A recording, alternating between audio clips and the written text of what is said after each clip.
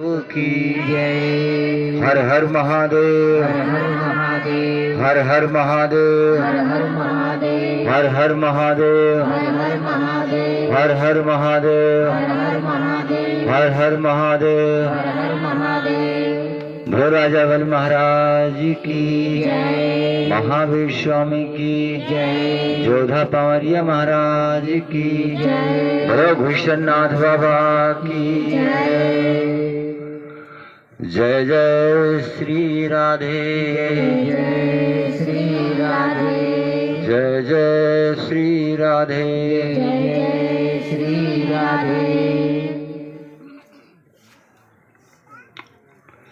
भगवान का नाम और सुमिरन जरूर करना चाहिए। और दूसरी बात यह है कि सुबह आधा घंटे तक किसी से बात नहीं करनी चाहिए। मन शांत रहे और भगवान नाम जब चलता रहे और अपना काम करते रहो। अगर सुबह आपका मन शांत रहा और भगवान नाम आपने जप कर लिया तो सारा दिन खुशी से दिन बीत जाएगा, मंगलमय होगा। और सुबह अगर किसी से कोई वार्तालाप हो गई, डिस्कस हो गया, तो फिर सारा दिन खराब हो जाता है। इसलिए सुबह उठो, अपना काम करते रहो और भगवान का नाम जप करते रहो। उसके बाद नहाने के बाद एक लोटा जल भगवान शिव को जरूर देना चाहिए। सूर्य नारायण को एक लोटा जल जरूर देना चाहिए। उसके बाद फिर आप जिसको मानते हो अपना इष्ट, उनको धूप अगरबत्ती कर दिया करो। और भगवान नारायण के किसी भी रूप का अगर आप पूजा करती हैं तो शाम को अगर आरती हो जाए तो और उत्तम होता है। कपूर घर में जलाने मात्र से ही आपके घर में नेगेटिव ऊर्जा हट जाएगी। जो आदमी कपूर खाली जलाता है उसी मात्र से ही। और दूसरी चीज़ कि गाय के गोबर का कंडा हो, उस पर थोड़ा सा घी और गुड़, या तो एक धूप आती है, उस धूप को गाय के गोबर के कंडे पर सुलगाया जाए और उसकी धूंगी अपने घर में दिया जाए तो उससे भी नेगेटिव ऊर्जा हट जाती है। तो ये करना चाहिए। गाय के पहले गाय के गोबर से लोग घर का लेपन करते थे तो उससे लक्ष्मी की बरकत होती थी, लक्ष्मी का वास होता था। आज मान लीजिए कि फर्श बन गई है, पक्का हो गया है, नहीं हो सकता, तो गाय के गोबर का कंडा बना लो। कंडा बना करके मतलब उसको जला के और उसके ऊपर एक धूप मिलती है, वो या तो सुलगाया जाए या तो थोड़ा सा घी और गुड़ सुलगा दिया जाए। उससे जो ऊर्जा बनेगी उससे सबको लाभ मिलेगा। हफ्ता में एक दिन ये काम जरूर कर देना चाहिए। घर में जिनकी टूटी लगी है उनकी टूटी कहीं लीक नहीं करनी चाहिए, पानी टपकना नहीं चाहिए और आंगन हमेशा सूखा रहना चाहिए, गीला न रहे। जिनके घर में हमेशा पानी गीले रहता है, जहाँ देखो वहाँ लात रखो गीले है, तो उस घर में बरकत नहीं होती। सीढ़ी के नीचे पूजा घर नहीं होना चाहिए और रसोई भी सीढ़ी के नीचे नहीं होनी चाहिए। लोग क्या करते हैं कि सीढ़ी के नीचे जगह कम देख करके सोचते हैं कि लाओ सीढ़ी के नीचे रसोई बना लें या भगवान की पूजा वहाँ कर लें, तो ये करने से भगवान दब जाते हैं।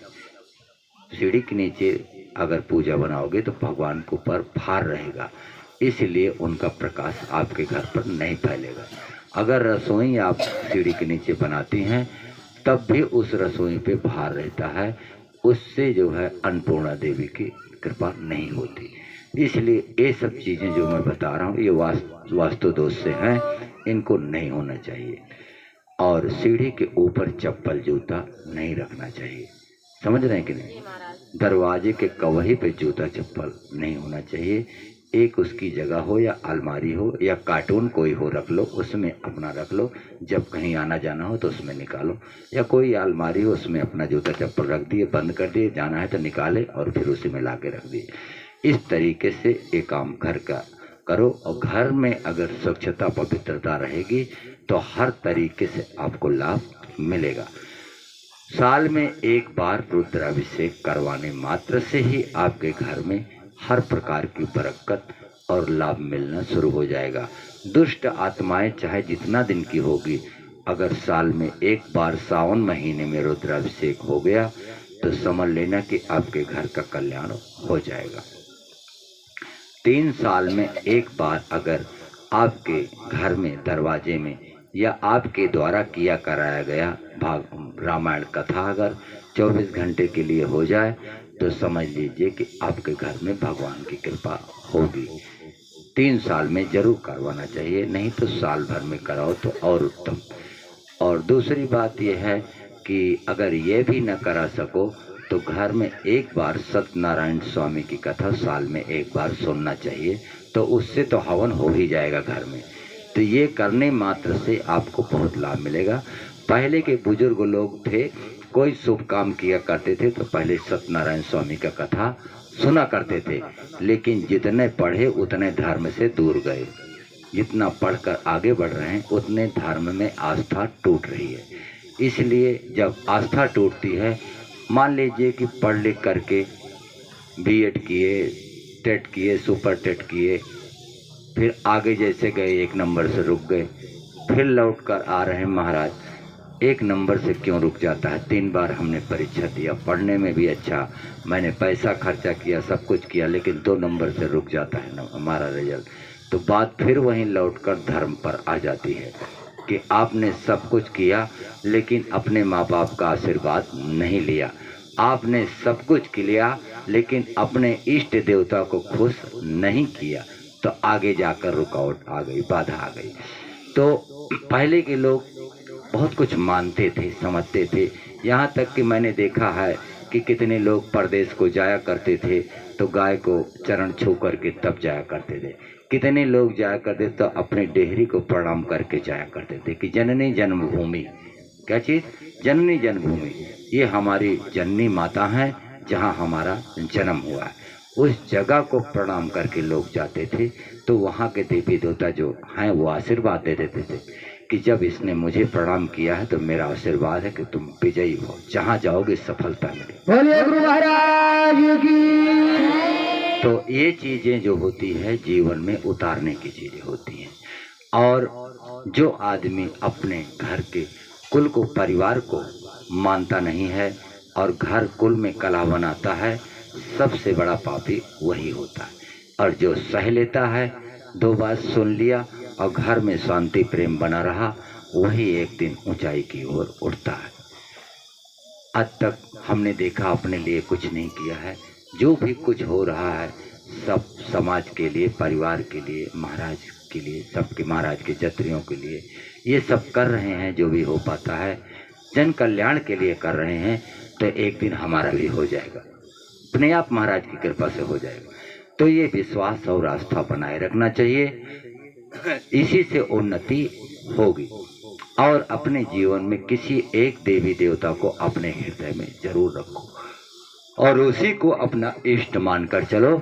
उनमें से चाहे नारायण के किसी रूप का हो और चाहे भगवान शिव को, दुर्गा जी या हनुमान जी को, बस इतने में से किसी एक को अपने हृदय में बसा के चलोगे तो आपका कल्याण निश्चित होगा। जहाँ पुकारोगे वो खड़े मिलेंगे। बोलिए राजा महाराज की। अब एक सवाल ये आता है कि लोग कहते हैं कि हम राम को मानते हैं तो शिव नाराज हो जाएंगे, शिव को मानेंगे तो राम नाराज हो जाएंगे, हनुमान को मानेंगे तो दुर्गा नाराज हो जाएंगे, उनको मानेंगे तो उनको नाराज। ऐसा नहीं है, एक में सब और सब में एक। वही ओमकार निराकार परमात्मा परम ब्रह्म आपके भीतर भी है और वही उनमें भी है। वही एक ब्रह्म परमात्मा जो सगुण और निर्गुण दोनों है, तो वही उनमें भी है, देवी देवताओं में भी है और वही आप में भी आत्मा होकर बैठे हैं। तुम अगर किसी को न मानो तो अपने आप में मान लो कि मेरे हृदय में है, तो सबसे बड़ा धाम तुम्हारा आत्मा ही है। आत्म तीर्थम मयोदितम, श्री कृष्ण भगवान ने गीता में कहा है कि चल तीर्थम अचल तीर्थम आत्म तीर्थम मयोदितम, मैंने दिया है। कहते हैं जो आत्मा का तीर्थ है वो मैंने दिया है और मेरा निवास वही है जो आत्मा होकर मैं ही बैठा हूँ। तो इसलिए अगर जो और नहीं मानते तो अपनी आत्मा में अपने परमात्मा को मान लो, वो सबसे उत्तम है। साधु संत जितने भी ज्ञान विज्ञान जितने भी हैं, सब ने एक ही चीज माना है। आकाश में चंद्रमा तक लोग पहुंच गए, इतना विज्ञान आगे हुआ, लेकिन किसी के अंदर ये क्षमता नहीं हुई कि कोई जीवात्मा को रोक सके। कोई नहीं रोक सकता। ये ऐसी परम शक्ति है कि आई तो जरूर है, लेकिन निकलेगी तो वहीं जाएगी जहां से वो आई है। समझ रहे कि नहीं? इसलिए आत्मा ही परमात्मा है। इसीलिए साधु संतों ने बताया कि नर सेवा नारायण सेवा। जो नर की सेवा करता है, यानी मनुष्य की सेवा करता है, समझ लो कि वो स्वयं नारायण की ही सेवा करता है। इसलिए परोपकाराय सताम विभूतया, गीता में श्री कृष्ण भगवान कहते हैं कि जो साधु संत गुफाओं में बैठकर तपस्या करके सातों विभूतियां सिद्ध करते हैं, वही तुम कार्य परोपकार से सिद्ध कर सकते हो। आप परोपकार करो, दूसरों के लिए दया करो, दूसरे के लिए उपकार करो, तो समझ लीजिए कि भगवान आपके ऊपर प्रसन्न हो जाएंगे और आपकी सातों विभूतियां अपने आप सिद्ध हो जाती हैं। इस तरीके से धर्म का कार्य करना चाहिए। और आप कितनी भी पूजा कर लीजिए, रोज पूजा करो और संध्या की जनानी से लड़ाई करो, सारी पूजा व्यर्थ है, सारी पूजा व्यर्थ हो जाएगी। रोज जल चढ़ाओ शंकर जी को और जनानी का 2 डंडा रोज मारा, सारी पूजा व्यर्थ है। और जनानी कितना भी भगवान का, भगवती माई का, देवी का, सबका पूजा करा और पति का जैसे ही कटही कुकू की तरह हाव से करा, तो फिर का हुए? कहें कि क्या कहें इसको, फिर समझ लो आपकी पूजा मान्य नहीं होगी। भगवान शंकर जी को जल चढ़ाते हो, अच्छी बात है। भगवान नारायण को मानते हो, अच्छी बात है। और भगवान की आरती करते हो, वो भी अच्छी बात है। लेकिन अपने पति को मानो, वो सबसे अच्छी बात है। जो अपने पति को सम्मान देता है, वो सबसे अच्छी बात है। पति परमेश्वराय नमः। सती अनुसुईया ने यही तो किया, सीता जी को ज्ञान दिया। जब सीता जी सती अनुसुईया के पास गई 14 वर्ष के वनवास के समय में, तो सती अनुसुईया ने यही कहा था कि पति परम ईश्वरा, पति धन ईश्वरा, पति ही तुम्हारे लिए ईश्वर हैं। इसीलिए नाम पड़ा पति परमेश्वरा, परमेश्वरा। तो पति परमेश्वराय नमः ये मंत्र बना। तो इस तरीके से जो पत्नियां अपने पति को मानती हैं, उनको सम्मान देती हैं, तो समझ लीजिए कि उनके ऊपर सीधे नारायण की कृपा होती है कि हाँ, ये बेचारी है कि जो अपने पति को मानती है, अपने पति की सेवा करती है और उनकी आज्ञा का पालन भी करती है। इसलिए इन चीज़ों पे ध्यान रखो। अपने आप का ये मत समझो कमा के नहीं लाते, मूर्ख हैं, बैठे रहते हैं सारी दिहाड़ी, हराम का खा रहे हैं। वो हराम का नहीं, अपनी भाग्य का खा रहे हैं। उन्होंने वो कर्म किया है कि उन्हें कहीं न कहीं से मिल रहा है। तो ये काम नहीं करना चाहिए। और सबसे उत्तम रहेगा कि जिस घर में पति और पत्नी सलाह से कोई काम करते हैं, वो काम कभी रुक नहीं सकता। उसमें लक्ष्मी नारायण की कृपा जरूर हो जाएगी, वो हो के रहेगा, चाहे जिस काम में लग जाओ। गुरु महाराज की। अगर आप सोचो कि हमें घर बनाना है, तो पत्नी से सलाह लो कि घर बनाने का विचार है हमारा, भगवान की कृपा होगी तो बन जाएगा। तुम एक बार चर्चा करोगे तो 10 बार भगवान से कहेगी कि हमारे पति ने सोचा है, तो आप इसको पूरा करना, और रोज वो धर्म का काम करेगी।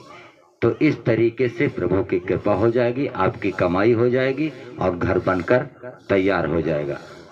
तो ये सब सलाह से काम होता है। अगर आप पत्नी को बनाओगे कि हमें बेटी की शादी करना है, तो कहेगी कि ठीक है, बेटी की शादी देखो और इसको तय करो, उसके बाद में हम नहीं कुछ होगा तो अपना सिलाई करके घर का खर्चा चला लेंगे, तुम्हारा पैसा बच जाएगा, उसी से ब्याह हो जाएगा। तो दोनों मिलकर अगर कोई काम करोगे तो उसमें प्रेम है, और जहाँ प्रेम है वहीं भगवान की कृपा भी है। जहाँ कुमति तहाँ संपत्ति नाना, जहाँ सुमति तहाँ विपत्ति निदान। तो कहते जहाँ सुमति है वहाँ सब कुछ है, जहाँ कुमति है वहाँ विनाश है। तो आप सबको मैं यही मार्गदर्शन करूंगा अपने गुरुदेव के माध्यम से, जो मुझे ज्ञान मिला है, कि जहाँ पर शांति है, प्रेम है, आस्था है, धर्म है, और जहाँ धर्म है वहीं भगवान श्री कृष्ण हैं। उन्होंने कहा है कि जहाँ धर्म है वहाँ मैं हूँ। श्री कृष्ण भगवान की। और जहाँ पर भगवान श्री कृष्ण हैं वहाँ पर किसी भी परिस्थिति में हार हो ही नहीं सकती। श्री कृष्ण भगवान का जो गीता का श्लोक है, लास्ट श्लोक जो गीता में है, भगवान श्री कृष्ण ने गीता में 700 श्लोक गीता में है, जिसमें से जो लास्ट श्लोक है उसमें कृष्ण भगवान ने यही कहा है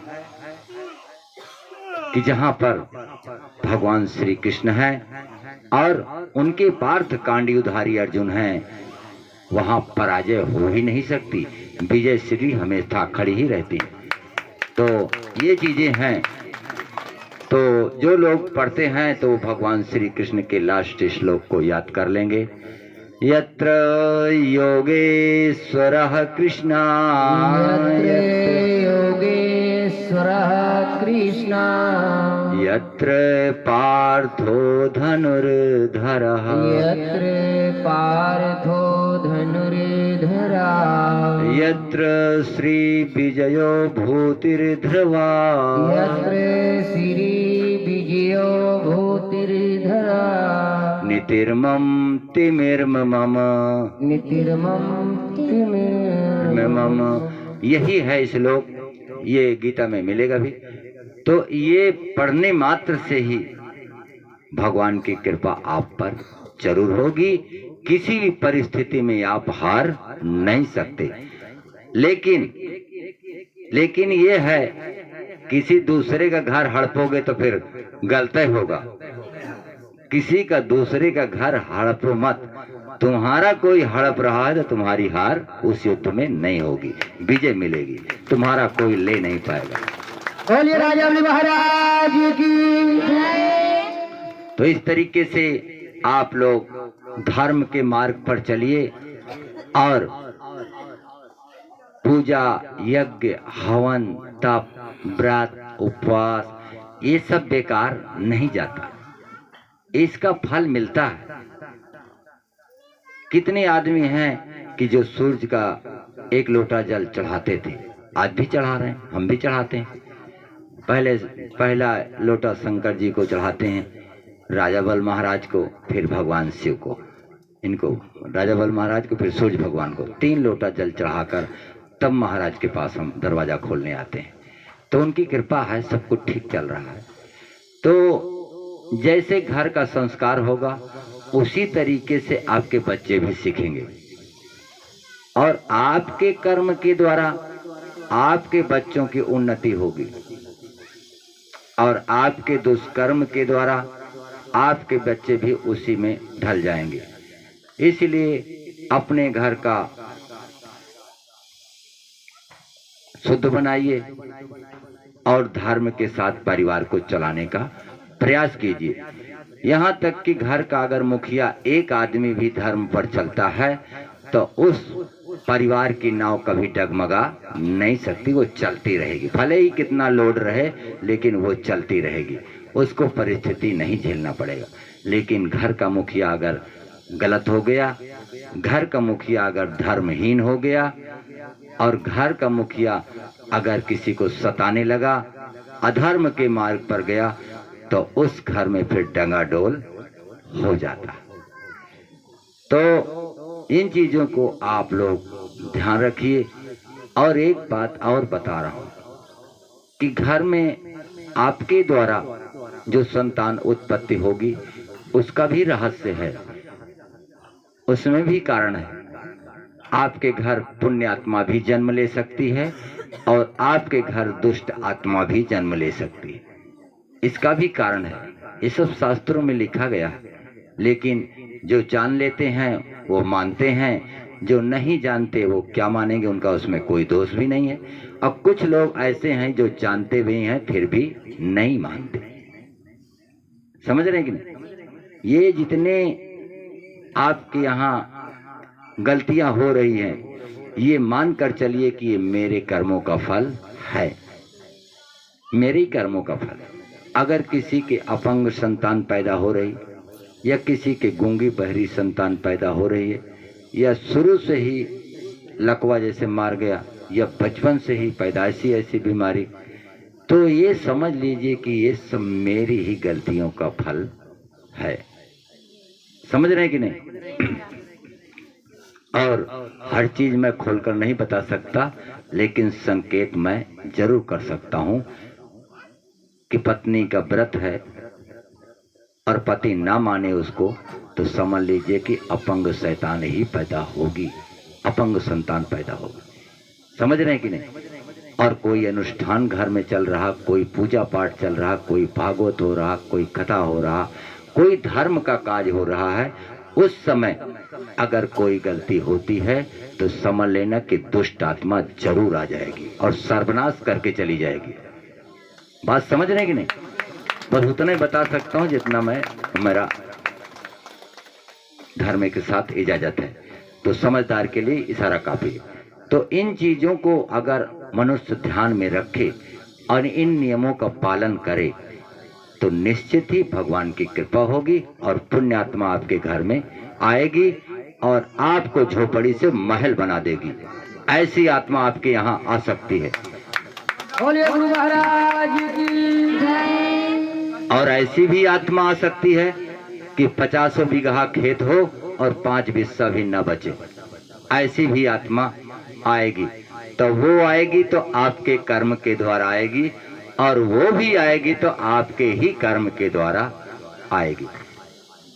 अब इसमें से मैं बता दे रहा हूं, एक वीडियो मैंने देखा था, उसमें रामायण के दौरान कुंभकर्ण और रावण संवाद, तो उसमें कुंभकर्ण बताता है रावण को कि आप अगर सीता जी को अपनी मर्जी से, उनकी मर्जी से लाए होते तो उसमें धर्म था। अगर उनको आप स्वयंवर में जीत कर लाए होते तब भी धर्म था। लेकिन आपने बिना उनकी मर्जी के उनका हरण आपने किया है, इसलिए आपने महाधर्म का काम किया। और मुझे दिखाई दे रहा है कि आपका सर्वनाश दिखाई दे रहा। तब रावण कहता है कि तुम मुझे वेद की पाठ मत पढ़ाओ, मुझे तुम ज्ञान का बात मत सुनाओ। उसी स्कूल में तुम भी वेद पढ़ते थे और उसी स्कूल में मैं भी पढ़ता था। तो कहते थे कि जब आपने इतना पढ़ा है तो आप भूल गए कि गुरुदेव ने बताया था, हर चीज का नियम और कानून बताया था, जीवन जीने की कला बताई थी कि इस तरीके से जीवन जिया जाए तो उसमें धर्म है, और इस तरीके से जीवन जिया जाए तो उसमें अधर्म है। क्या आप उनकी भी बात को भूल गए? और लक्ष्मी सूर्यपुरी सीता जी का आपने हरण किया है। ये महाकृत्य का काम आपने किया है। अगर तुम में पराक्रम था तो तुम लक्ष्मण से लड़ के लाते, तब तुम्हारे विजयी कहलाते, और तब उसमें धर्म होता। दूसरी चीज कि बताया उन्होंने कि सुबह का समय भगवान के पूजा पाठ और ध्यान सुमरन का समय होता है। दोपहर और दिन का जो समय होता है वो अर्थ का काम होता है, यानी कि कमाने के लिए आदमी रोजी रोजगार करता है, कमाता है 4 पैसे, उसी से उसका भरण पोषण होता है। संध्या का काम जो होता है भोग विलास और निद्रा का समय होता है, और हर चीज का एक समय होता है। उसमें भी धर्म श्रेष्ठ है। ये तो बताया कि संध्या रात्रि का जो समय होता है भोग विलास और निद्रा का समय होता है, लेकिन उसमें भी धर्म श्रेष्ठ है। ये नहीं कि रामायण होता है और तो ये चीजें गलत होनी चाहिए। धर्म श्रेष्ठ है। धर्म अगर इजाजत दे रहा तो ठीक है, नहीं तो नहीं। सांसारिक व्यवहार नहीं होना चाहिए। ये चीजें गलत है। और उसी का कारण आदमी भुगतता है। कभी कदा कोई आदमी आता है मेरे पास, बच्चा को गोद में लेके, महाराज पैदाइश से ही अपंग हो गया, पैदा हो गया, तो मुझे वो बात कुंभकर्ण की याद आती है कि इसी का फल ये है। लेकिन मैं बोल नहीं पाता, मैं कह नहीं सकता किसी को, लेकिन जान तो जाता हूँ। गुरुदेव ने हमारे बताया है, यहाँ तक बताया है कि इस समय का संतान ये रूप लेगा। इस समय अगर गर्भधान होता है तो ये रूप ले लेगा, और ये आत्मा आएगी, दुष्ट आत्मा आएगी, पुण्य आत्मा आएगी, प्रेत आत्मा आएगी, पापी आत्मा आएगी, या देव रूप आएगा, या कोई ऋषि महात्मा आएगा, या कोई राजा महाराजा आएगा, या कोई महान ज्ञानी ब्राह्मण जन्म लेगा। ये सब लिखा हुआ है कि किस समय क्या करने से कौन आत्मा आती है। सभी चीजें लिखी हुई हैं वेदों में, शास्त्रों में, सब लिखा हुआ है। लेकिन मनुष्य अज्ञान के कारण उसको कुछ पता नहीं है। तो बस नहीं पढ़ना है, वेद मत पढ़ो, लेकिन एक काम करो, उसी से सब काम तुम्हारा सही हो जाएगा। क्या काम? कहीं भागवत होता है तो वहां जाकर बैठा करो, कहीं कथा होती है या कोई साधु महात्मा आए प्रवचन करे तो उनको ढोंगी मत समझो, कम से कम कान से सुनो, और शायद कोई बात आपके जीवन के कल्याणकारी मिल जाए। इसलिए आप सब बैठा करो और सुना करो। 1 घंटा भी अगर बैठ गए तो कुछ न कुछ तो मिल ही जाएगा।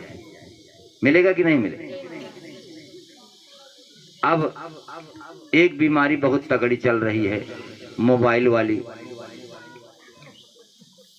रात भर बिटिया भन भन भन भन बतलाती है और महतारी सुनती है।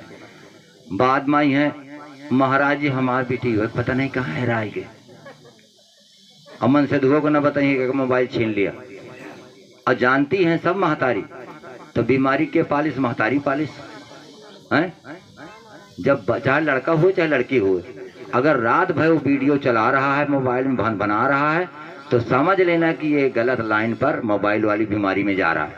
और लग गई मोबाइल वाली बीमारी तो फिर बाद में दोनों जने रो बैठ के।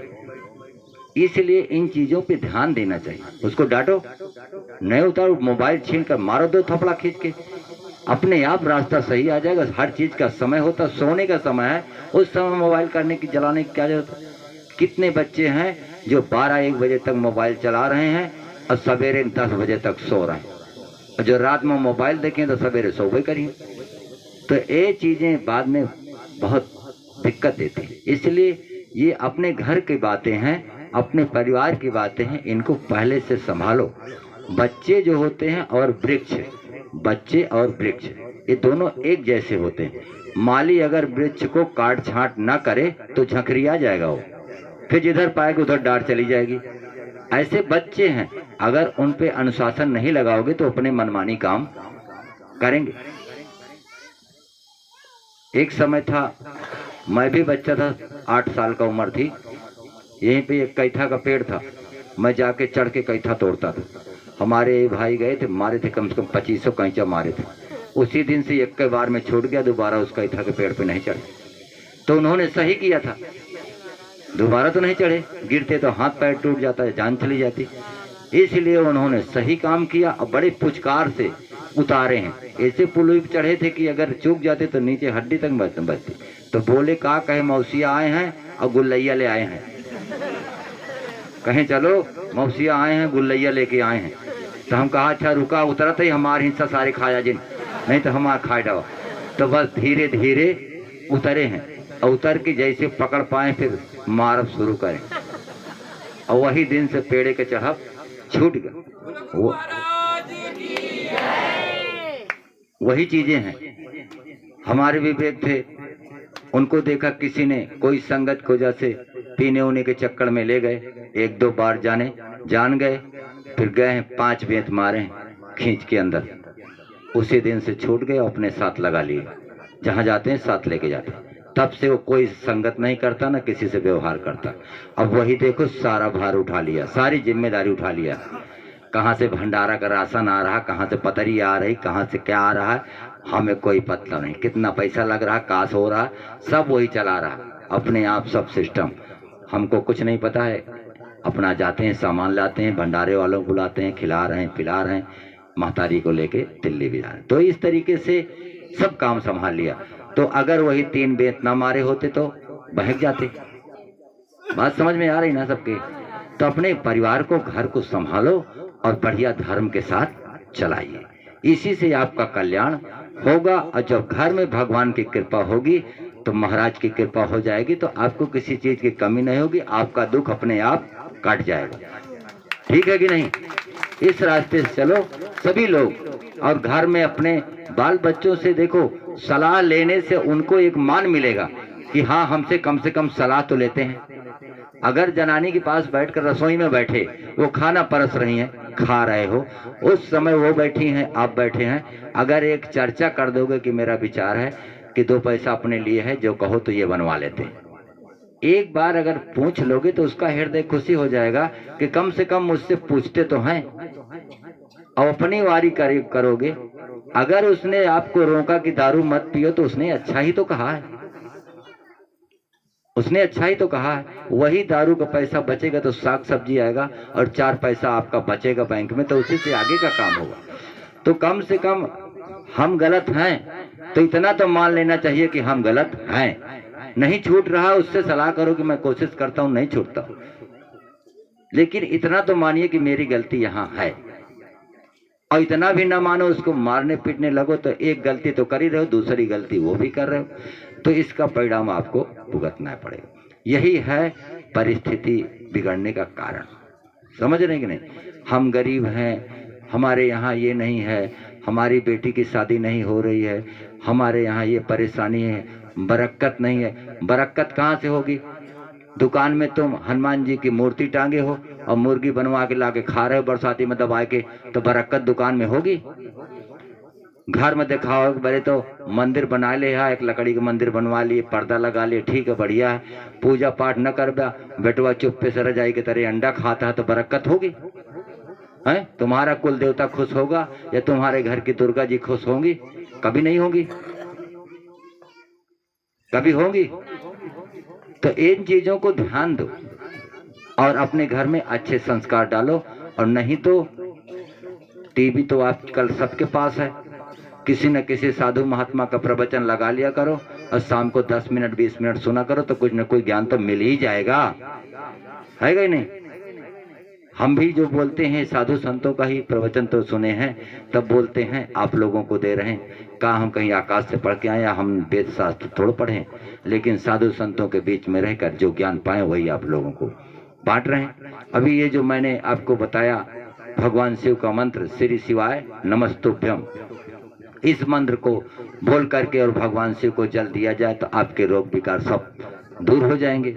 ये भी मैंने बताया कि अगर आपके घर में कोई झगड़ा है, लड़ाई है, ये चीजें हैं, तो शिवरात्रि के दिन मध्याह्न 12 बजे के बाद और 1 बजे के पहले बेल के 7 कांटे ले जा करके फूल बेल धतूर के साथ चढ़ा दो, तो आपके घर में झगड़ा नहीं हो सकती, शांति हो जाएगी।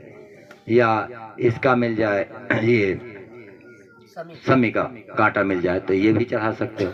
ये दोनों जो है भगवान शिव के ही हैं, वरदान से हैं, तो इसको चढ़ाने मात्र से आपके घर का कला शांत हो जाएगा। ओम शांति, ओम शांति, इस तरीके से मन में जाप किया करो और प्रार्थना कर किया करो कि हे नारायण मेरे घर में शांति हो और प्रेम। ठीक है ना? बोलो आनंद कंद भगवान की जय। तो भगवान के का इस तरह स्मरण किया करो। और मन में चलते फिरते भी, आप गाड़ी पे चल रहे हैं, साइकिल चला रहे हैं, तब भी आप नाम जप किया करो। हरिओम हरिओम हरिओम हरिओम हरिओम हरिओम हरिओम हरिओम हरिओम, इस तरीके से आप चलाया करो। शाम को सोते समय भी भगवान का नाम जप किया करो और उठो तब भी 10-11 बार भगवान का नाम जप करके तभी पैर जमीन में रखा करो। हो सके तो पहले धरती माता को प्रणाम करके तब पैर रखा करो और अपना हथेलियों का दर्शन किया करो। ये हथेलियों का दर्शन करने से आपको बहुत लाभ मिलेगा। इन तुम्हारी हथेलियों में 3 देवताओं का वास है।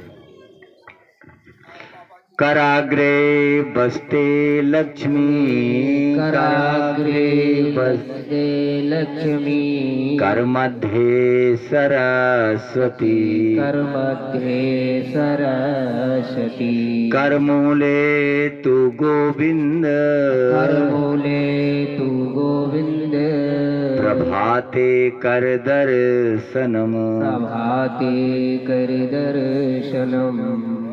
तो कर आग्रे बसते लक्ष्मी, ये आगे वाले भाग में लक्ष्मी का वास है, समझ रहे कि नहीं? रुपया गिनी जाए तो यहाँ थोड़ी गिनी जाए, यहीं से गिनी जाए ना, तो लक्ष्मी का वास कहाँ? यहीं पे। तो कर आग्रे बसते लक्ष्मी, कर मध्य, ये बीच वाली जगह में सरस्वती का वास है, और यहाँ पर भगवान नारायण का वास है। इसलिए इनको रोज दर्शन करना चाहिए। इनका दर्शन करने मात्र से ही आपको बहुत लाभ मिलेगा, ठीक है कि नहीं? इन नियमों का पालन करिए और बाहर का डेहरी अपनी साफ रखिए, और हो सके तो सुबह झाड़ू लगा के पानी का छिड़काव करना चाहिए, इससे लक्ष्मी का वास बना रहता है। जय जय श्री राधे, जय जय श्री राधे, जय जय श्री राधे, जय श्री राधे। 16 महामंत्र हैं अपने सनातन धर्म में, 16 महामंत्र, जिनमें से एक मंत्र है हरे रामा हरे कृष्ण। महामंत्रों में एक ये भी मंत्र है। इस मंत्र का जाप आप करते रहोगे तो भगवान नारायण की कृपा हमेशा बनी रहेगी। तो ये मंत्र आप लोगों को जप करवाते हैं। हरे रामा हरे रामा, हरे रामा, हरे रामा, राम रामा, हरे हरे, राम रामा, हरे हरे, हरे कृष्णा, हरे कृष्णा, हरे कृष्णा, हरे कृष्णा, कृष्ण कृष्ण हरे हरे, कृष्ण कृष्ण हरे हरे, मेरे रामा, मेरे रामा, प्रभु रामा,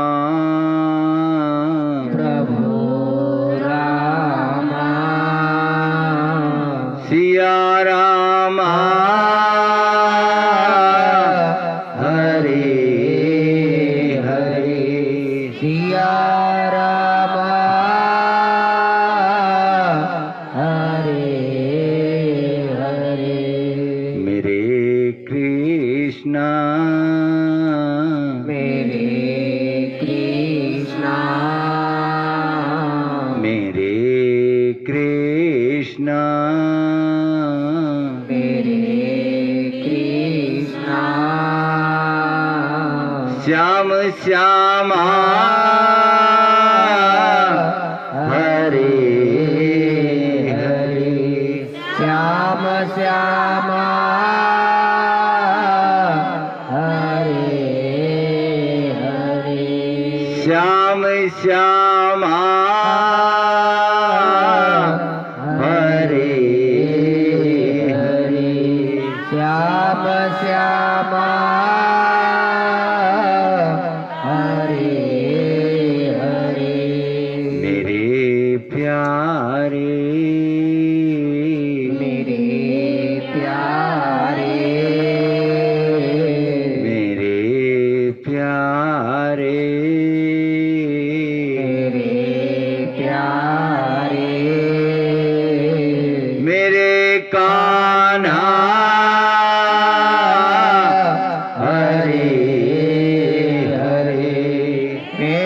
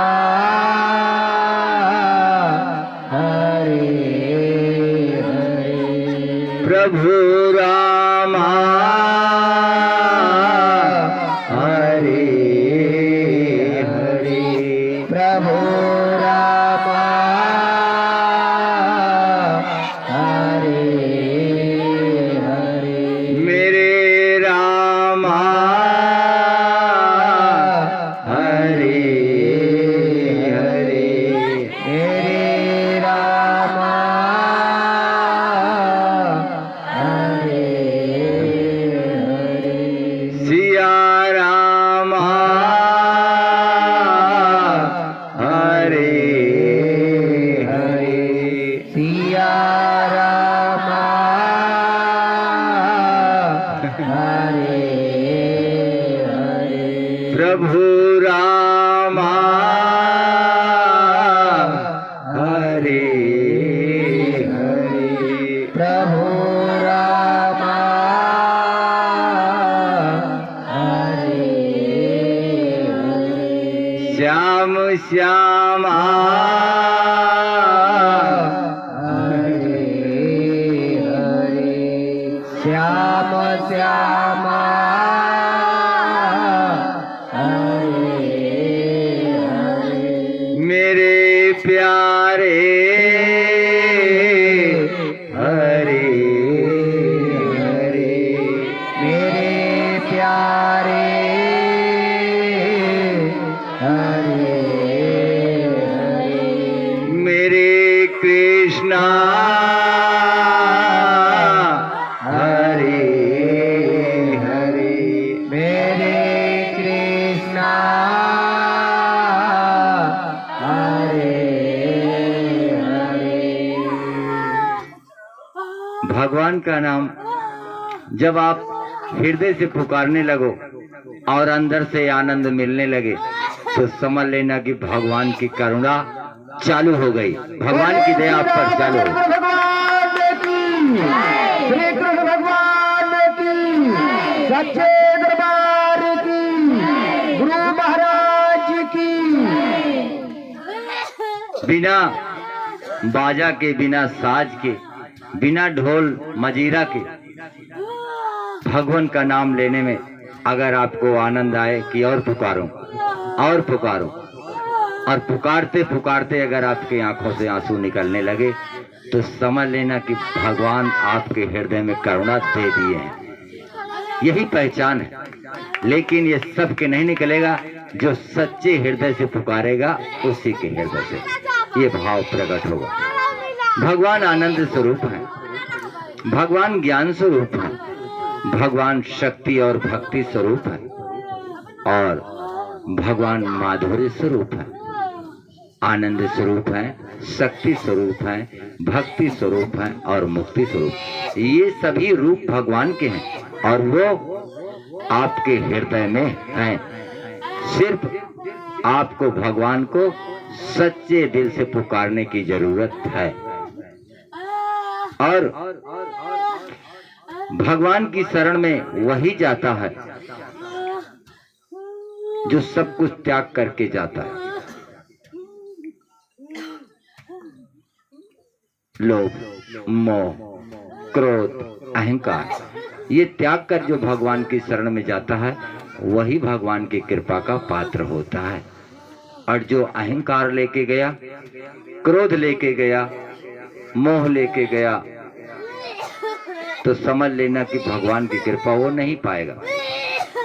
समर्पण भाव से जाओ, अपना दुख लेके जाओ, और दुख लेके जाओ तो हो सके तो कहवे न करे। अब कहीं ना कहा उनको पता नहीं है, उनको तो तभी पता है जब आप वहां से चल दिए हो, तब सब पता है कि हमारे यहाँ आ रही है तो इसका दुख क्या है वो भी जानते हैं। तो भगवान आपका सब सुनेंगे, लेकिन हृदय से पुकारोगे तब। जय जय श्री राधे, जय श्री राधे, जय जय श्री राधे, जय श्री राधे, जय जय श्री राधे, जय श्री राधे, जय जय श्री राधे। जय श्री राधे। महाराज ने तो हमें कहा है कि बस आप यही राखी बांटो और भजन करो, सब कल्याण होगा, सबका दुख। यही कहेंगे भजन हमारे दरवाजे होता रहे और दरवाजे पर ब्राह्मण लोग भोजन करते रहें, गरीब दुखिया भोजन करें, इसी से जो हमें शक्ति मिलेगी सबको हम दान देते रहें। बोलिए राधे महाराज की, बोलिए कृष्ण भगवान की। जय जय श्री राधे, जय जय श्री राधे, जय जय श्री राधे, जय जय श्री राधे। राजा बल महाराज जी की जय।